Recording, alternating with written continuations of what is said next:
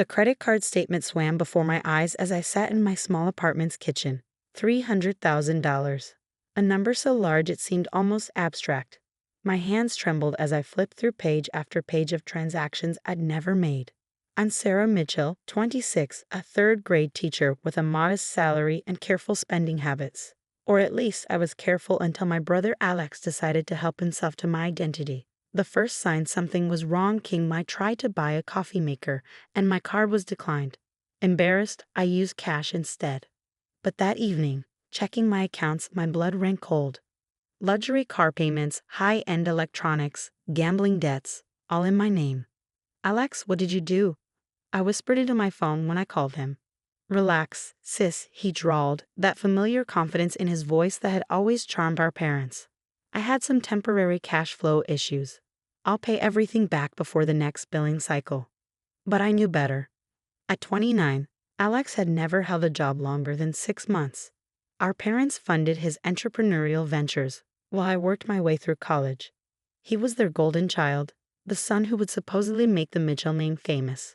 When I drove to our parents' suburban home that evening, Alex was already there, lounging on a leather sofa like we were gathering for a casual family dinner. "Mom, Dad," I started, spreading the statements across their glass coffee table. "Look what Alex did." Mom barely glanced at the papers. "Sarah, dear, why don't you sit down?" Alex explained everything. "He's just borrowing your excellent credit for a business opportunity." Borrowing my credit? I almost choked. He committed identity theft. He forged my signature, opened credit cards, took out loans. "Now, Sarah," Dad interrupted, using his corporate lawyer voice. "Let's handle this privately. No need to use such harsh terms. Family helps family." Alex smiled, all white teeth and false sincerity. "It's a tech startup, sis. 3 months tops and you'll get everything back with interest. Unless," his smile turned predatory, "you want to explain to your school board why their teacher has gambling debts." My stomach dropped. "Those aren't my debts. You're the one, whoa. "But they're in your name," he said softly. "And who's going to believe the unstable little sister over the successful entrepreneur?" "Successful?" I laughed bitterly. "You've never succeeded at anything except manipulating people." "Sarah," Mom gasped, "apologize to your brother." I looked at my parents' faces. Mom's careful makeup couldn't hide her anxiety, Dad's stern expression masking his fear of scandal. They'd always protected Alex, covered his mistakes, paid his debts. But this time, he'd gone too far. "I won't apologize," I said, standing up. "And I won't stay quiet." "Think about the family name," Dad urged. "Think about my law firm's reputation. We can handle this internally." "Handle it?" I grabbed my statements. "I'm a teacher, Dad. It would take me 15 years to pay this off. And that's assuming Alex stops using my identity right now." "Which I will," Alex interjected smoothly, "as soon as this deal closes." I turned to leave, but Alex caught my arm. "Don't do anything stupid, sis," he warned quietly. "Remember when you had that anxiety attack in college? One call to the school board about your mental health history." I yanked my arm away, memories flooding back. That anxiety attack had been a reaction to finding my savings emptied by Alex, though I could never prove it. He convinced everyone I was having a breakdown, and our parents had sent me to therapy instead of investigating. But I wasn't that scared college student anymore. In my car, hands still shaking, I called the one person I knew would help.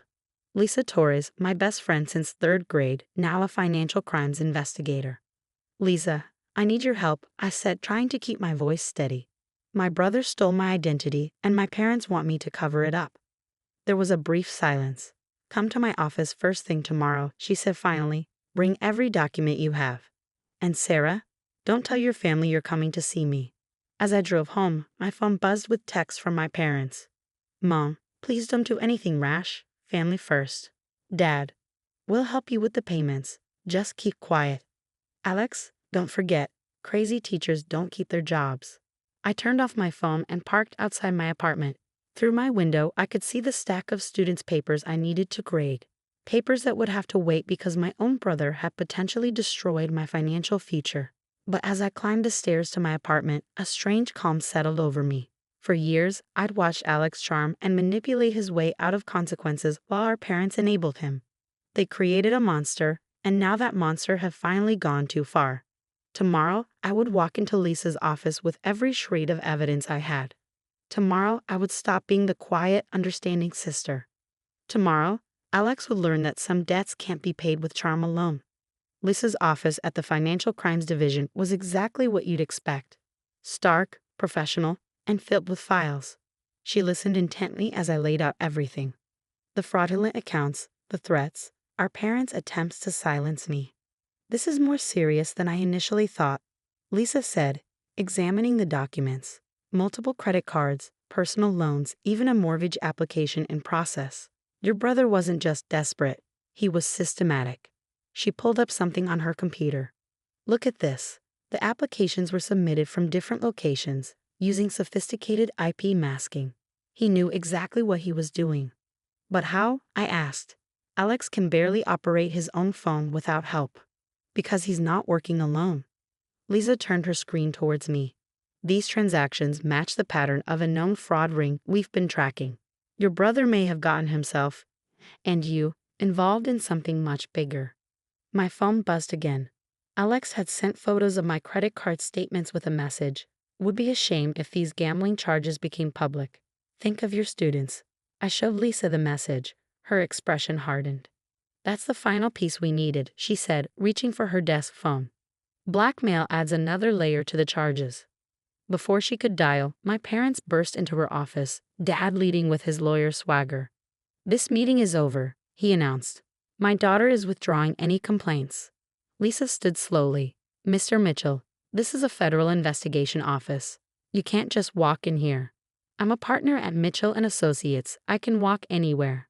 He turned to me. Sarah, let's go. Now.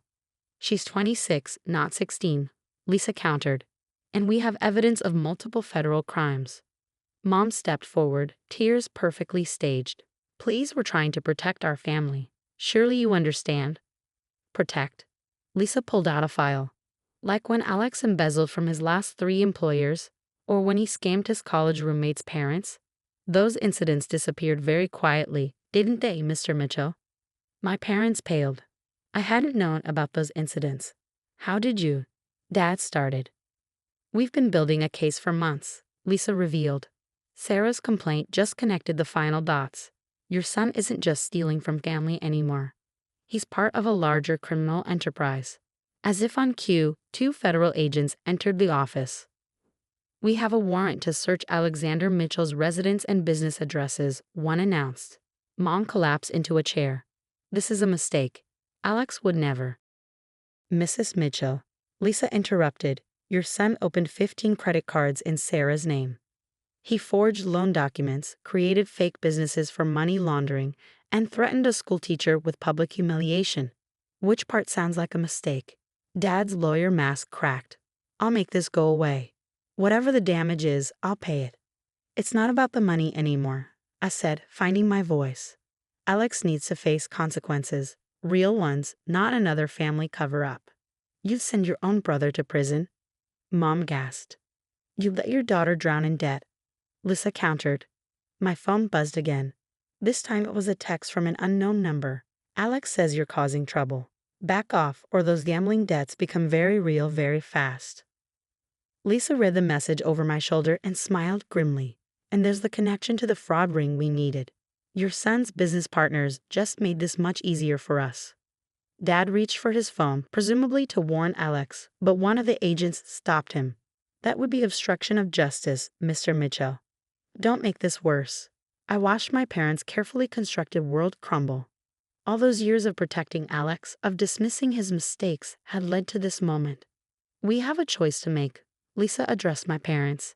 Either you step back and let us do our jobs, or you join your son as persons of interest in a federal investigation. Covering up financial crimes is still a crime. Dad's legal training finally kicked in. He put a hand on Mom's shoulder. We need to stop, Helen. We can't fix this one. Mom turned to me, tears now real.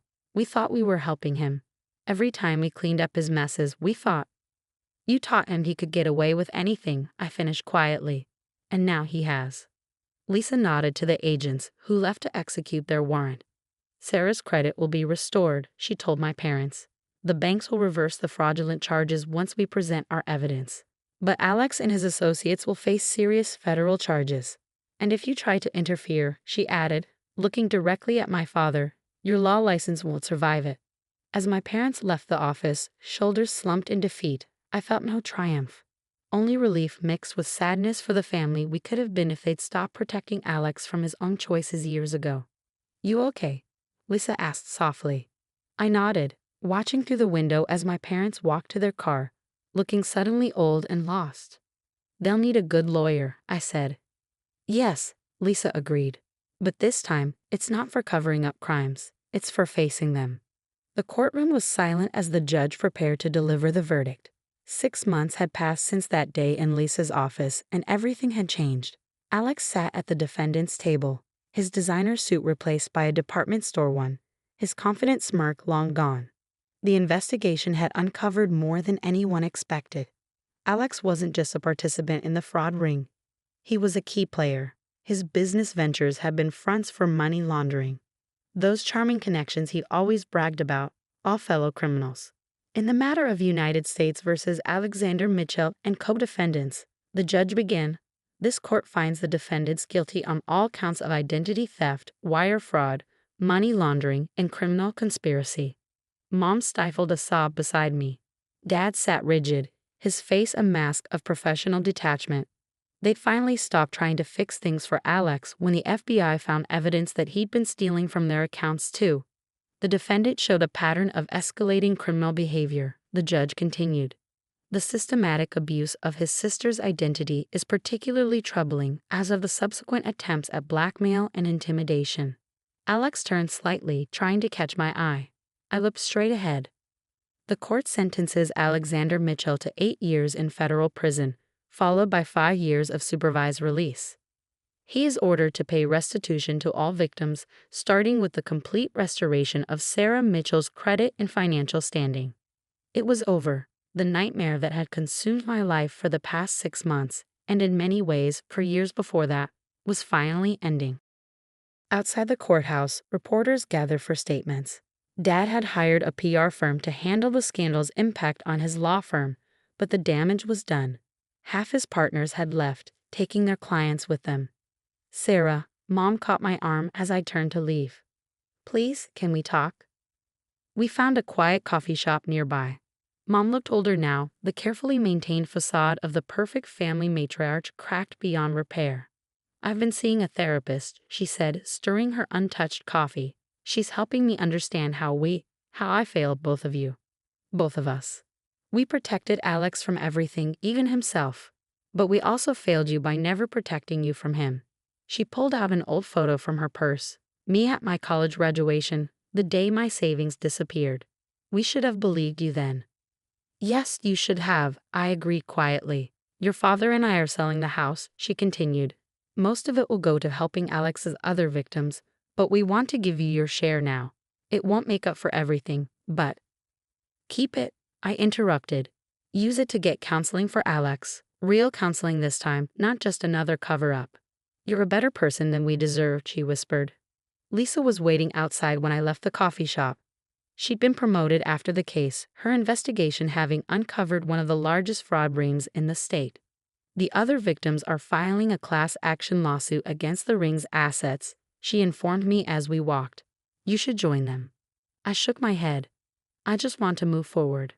Speaking of moving forward, she smiled. Remember that financial literacy program you wanted to start at your school? The FBI's Victim Advocacy Department is interested in funding it. They think your story could help other people protect themselves. For the first time in months, I felt a spark of excitement. Really? You turned your nightmare into something positive, Sarah. Not many people could do that. That evening, I sat in my new apartment, a secure building this time, with better locks and security cameras, and opened my laptop. A blank document stared back at me as I began to type. Dear future students, sometimes the people who can hurt us most are the ones closest to us. But that doesn't mean we have to let them. My phone buzzed with a text from Dad. Proud of you today. Not for testifying, but for standing up for yourself. I'm sorry it took this for me to see your strength. Another text followed from Mom. Family dinner next Sunday. Just us three. We need to learn how to be a family again. I thought about it for a long moment. The last family dinner had started this whole nightmare. But maybe, just maybe, we could build something new from the ashes of our old family dynamic. Yes, I texted back. But I choose the restaurant, and we're all paying our own bills. Mom's response came quickly. Deal. And Sarah? Thank you for giving us another chance. I turned back to my laptop, continuing to write my program curriculum. My students would learn about more than just financial literacy. They'd learn about standing up for themselves, about recognizing manipulation, about the difference between helping family and enabling destructive behavior. Sometimes the hardest lessons come from our own experience. But as I wrote, I realized that my story wasn't just about fraud or family betrayal. It was about finding the strength to stand up for what's right, even when it costs you everything you thought you needed. Alex had tried to destroy my life, but instead, he forced me to rebuild it, stronger, wiser, and finally, completely my own.